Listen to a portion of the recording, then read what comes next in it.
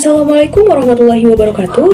Halo teman-teman, perkenalkan saya Nindya Rahmadini dari Fakultas Ekonomi dan Bisnis, Program Studi Manajemen Universitas Ibnu Khaldun Bogor, kelas 1E. Pada kesempatan kali ini, saya akan memaparkan sejarah singkat bahasa Indonesia dan juga plagiat. Nah, teman-teman, simak baik-baik ya videonya.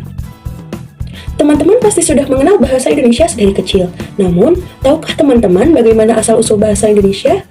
Bahasa Indonesia yang kita gunakan saat ini sebenarnya berasal dari bahasa Melayu, yaitu bahasa Melayu Riau. Pemberian nama bahasa Indonesia diawali sejak tanggal 28 Oktober 1928.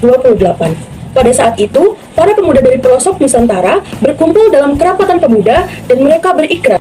Ikrar yang pertama yaitu bertumpah darah yang satu, tanah Indonesia. Yang kedua, berbangsa yang satu, bangsa Indonesia. Dan yang ketiga, menjunjung bahasa persatuan, bahasa Indonesia. Ikrar para pemuda ini dikenal dengan nama Sumpah Pemuda. Unsur yang ketiga dari Sumpah Pemuda merupakan pernyataan tekad bahwa bahasa Indonesia merupakan bahasa persatuan bangsa Indonesia. Sehingga pada tahun 1928, bahasa Indonesia dikukuhkan kedudukannya sebagai bahasa nasional. Dan bahasa Indonesia dinyatakan kedudukannya sebagai bahasa negara pada tanggal 18 Agustus 1945. Karena pada saat itu, Undang-Undang Dasar 1945 disahkan sebagai Undang-Undang Dasar Negara Republik Indonesia. Dalam Undang-Undang Dasar 1945, pada bab 15 pasal 36 disebutkan bahwa bahasa negara ialah bahasa Indonesia. Nah teman-teman, itulah sejarah singkat bahasa Indonesia yang saat ini terus berkembang dan menghasilkan kata-kata baru baik melalui penciptaan maupun penyerapan dari bahasa daerah dan bahasa asing. Nah, selanjutnya kita akan membahas apa sih plagiat itu?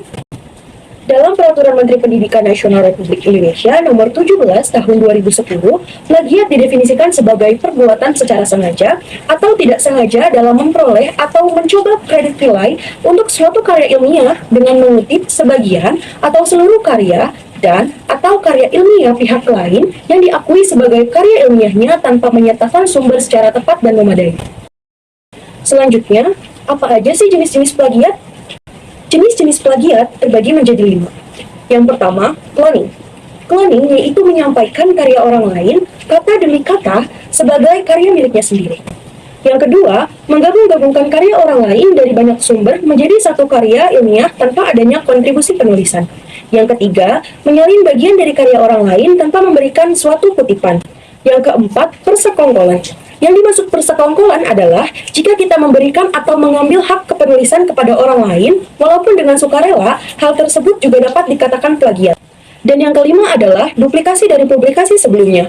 Yang dimaksud duplikasi dari publikasi sebelumnya adalah jika kita menerbitkan suatu karya ilmiah secara utuh atau sebagian, yang dimana karya tersebut telah dipublikasikan sebelumnya, dan kita tidak memberikan rujukan atau sitasi pada karya yang kita publikasikan, maka hal tersebut merupakan tindak plagiat. Nah, 4 tips agar kita tidak melakukan plagiat, yaitu yang pertama, memparafrase atau menggunakan ide gagasan orang lain, tetapi menggunakan kata-kata kita sendiri tanpa mengubah maksud ide atau gagasan orang lain, tetapi kita harus tetap menyebutkan sumbernya. Yang kedua, mensitasi atau mencantumkan sumber dengan jelas ketika menggunakan tulisan orang lain. Yang ketiga, membuat daftar pustaka. Dan yang keempat, menggunakan aplikasi anti plagiarisme untuk mengecek karya tulis yang kamu buat.